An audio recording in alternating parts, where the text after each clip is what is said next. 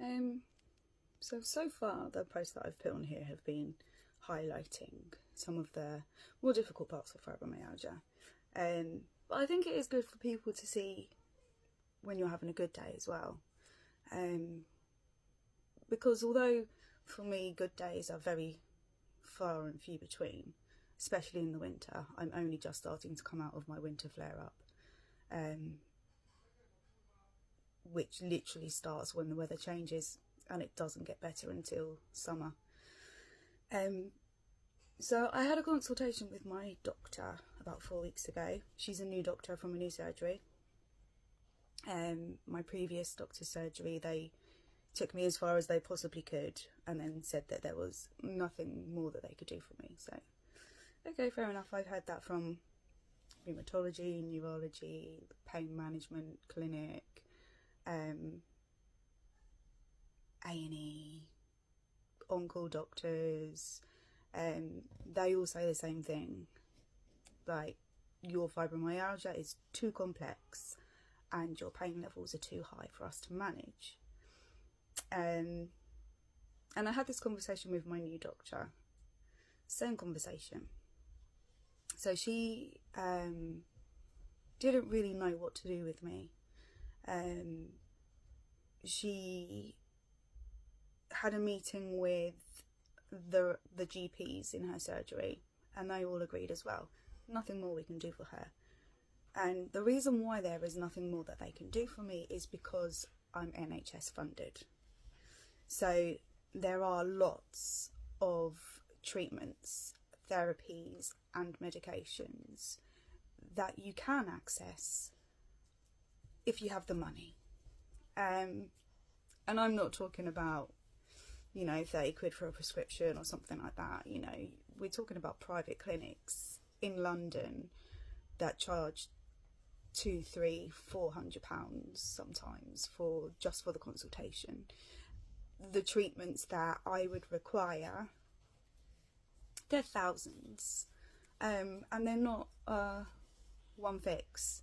So it would be something that I would have to continue with for the rest of my life. And it's just not doable for me. I don't have the money to be able to access the things that I require to make myself better. So she, after the conversation that she had with me, basically saying that she was at the end of the road of what she can do,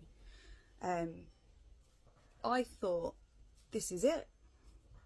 Even my, the new surgery, they can't do anything. But she explained it really well. She explained it better than anyone else had. Everyone else has just gone, sorry, I can't help you. It's too complex.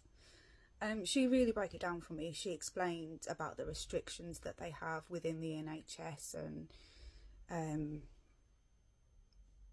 it's really difficult because their hands are tied. So I thought that was it. I thought, oh, that's it. I'm going to have to live like this for the rest of my life. And I'm not going to lie, it put me in a spiral. I've just come out of a long depression. And that really kind of kicked me in the teeth. Anyway, yesterday she phoned me randomly. I was kind of like, it's a bit strange. Why are you calling me? And she said, right, since I spoke to you last, I've done a lot of research. I've reached out to a lot of people. And I thought, wow, that's incredible. We're so quick to blame the doctors with what they can and can't do. And actually, it's not their fault.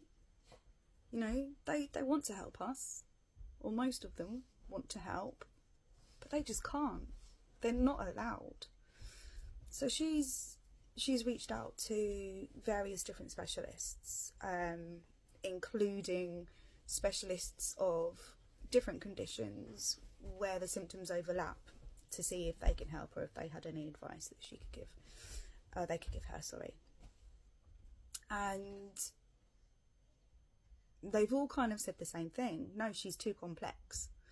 Her pain levels are too high. We can't manage that. She needs to go private. So she has now reached out to King's College in London, and she's reached out to a fibromyalgia specialist in London, because there aren't any in Sussex at all. There's no specialists in the south. So I said, no, I'm happy to travel. I will do anything. So fingers crossed. Hopefully someone will agree to see me. It's difficult because it's out of county, so they're not allowed to see patients out of county.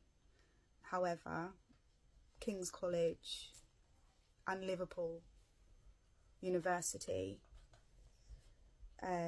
she's also reached out to, because they do trials as well, she says that she thinks that there might be a better chance that somebody would actually say, yeah, that's okay.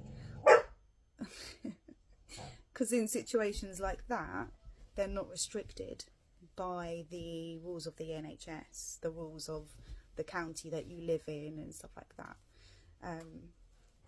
which is just madness, because there are counties in the UK that are allowed to prescribe certain medications that help, and there are counties in the UK that aren't allowed to prescribe those medications. It's really weird.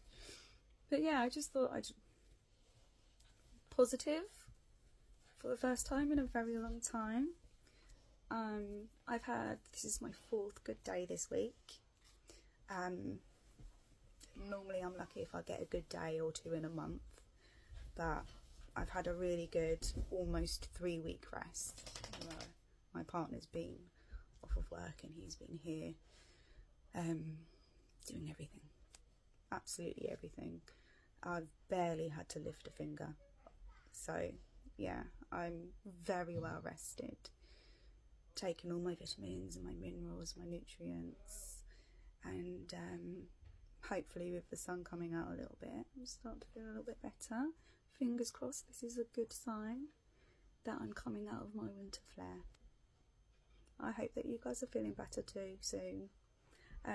Drop me a little line if you want to talk about anything, or if you want to discuss like the different treatments and trials that are going on at the moment. I know about a few of them. Yeah, have a good day.